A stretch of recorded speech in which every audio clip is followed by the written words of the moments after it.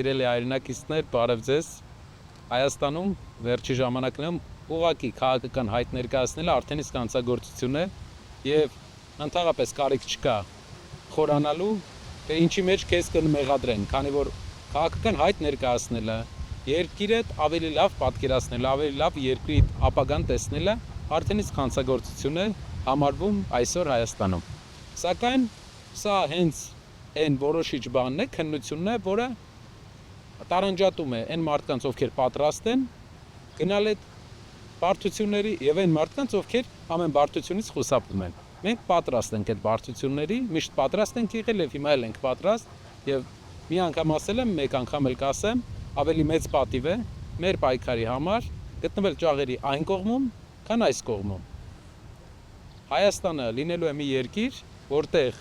այլևս քաղաքական հետապնդումը քրեական գործեր չեն ծառայելու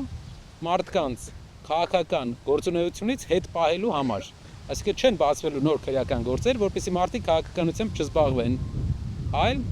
ուժային կառույցները աշխատելու են, որպեսզի երկրում ամեն օր չլինի սպանություն, որպեսզի երկրում լինի իրական օրինականություն եւ երկիրը վերադարձնի իր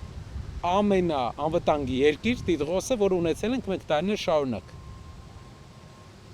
Վստահ եղեք, սիրելի հայրենակիցներ, որ ոչ մի բարդ բան բերդ գնալու մեջ չկա, ոչ մի բարդ բան ինձ համար եւ իմ թիմակիցների համար այս ճանապարհի մեջ չկա եւ մենք գնալու ենք, շարունակելու ենք այս process-ը, որովհետեւ սա մի մեծ պատմության, մի մեծ տարածաշրջանային զարգացման մի մաս է, որի հիմնական նպատակները լրիվ այլ են։